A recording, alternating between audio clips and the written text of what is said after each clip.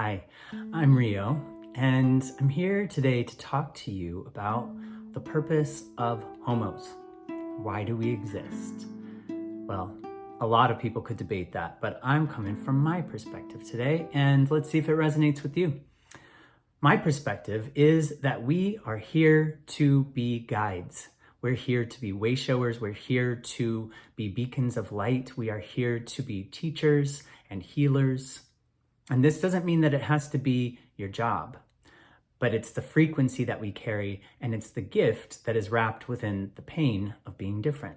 So we come into this world, we embody these bodies so that we can hold a specific frequency, that we can come here to teach and learn from our unique experiences. The fact that we come into this world as homos tells us something immediately, right? We are automatically different than the majority. And that was seen as something many years ago. That was a gift.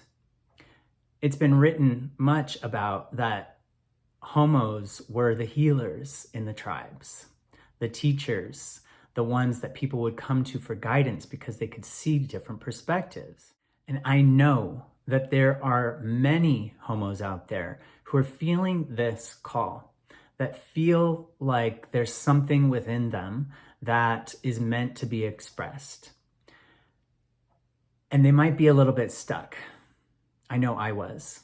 I know I felt this call to help others and to be a teacher and to share my story. And I also felt stuck because I hadn't moved through the pain that lived in my body. I hadn't moved through the repression of myself and the fears that I had around that.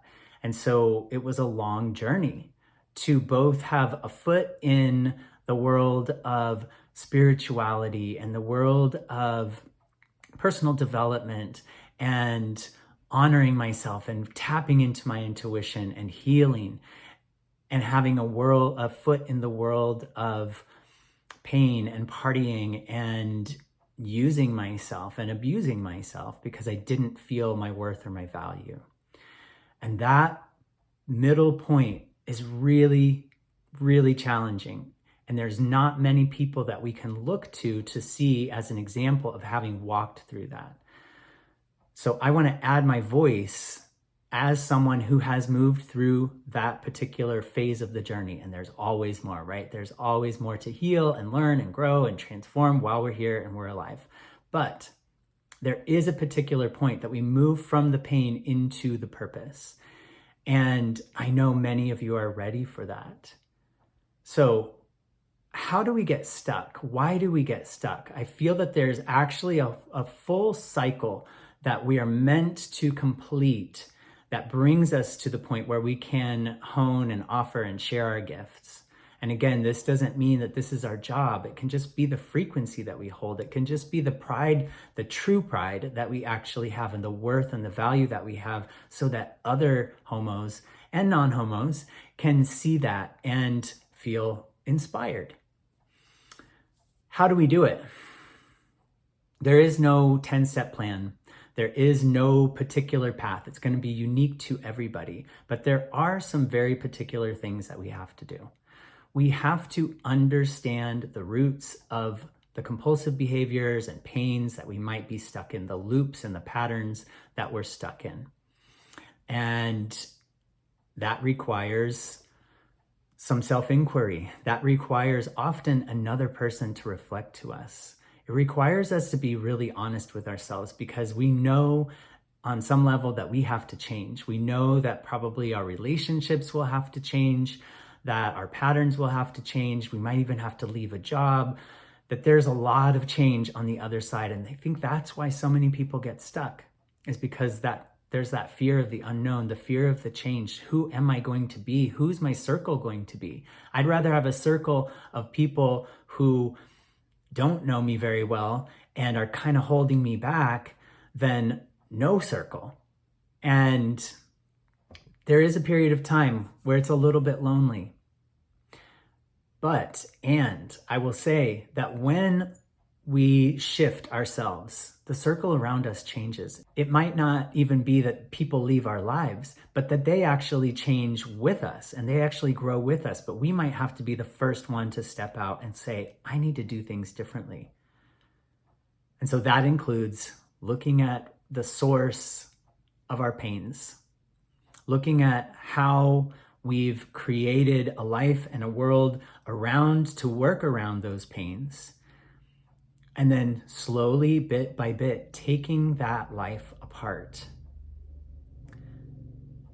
In the process of that, there's empowerment, there's excitement, there's beautiful insights that arise, and we can just be like so fucking excited. And then there's really deep, dark moments that don't make any sense and that we feel totally lost. And it's this up and down wave. And then once we've moved through some of that, what we start to build up is our sense of self-worth. We start to build up this worth that says, I can express myself. I can be out here in the world and say something different from the collective. I can use my voice and not be scared of what someone's going to say to me. That's what I'm doing here. It took me a long time to get to the point where I could say with certainty that I understand this process and I understand where people are and that I know how to help. I'm curious of how you perceive purpose. I'm curious of how you perceive what it means to be a homo, why you are the way you are, and what you feel yourself drawn towards, what you feel yourself growing into, and what you might feel you're leaving. If you want support, I'll make more videos just so you feel less alone, because I think that there's a real strong rising community that feels this readiness and this need for something more, moving and completing the cycle to come into that place of strength. So more videos will be here. And if you'd like one-on-one support, you can click the link below to see this one-on-one mentorship that I offer that will soon be a group program that will pretty consistently be running for men just like you. Okay, lots of love. I'll see you soon.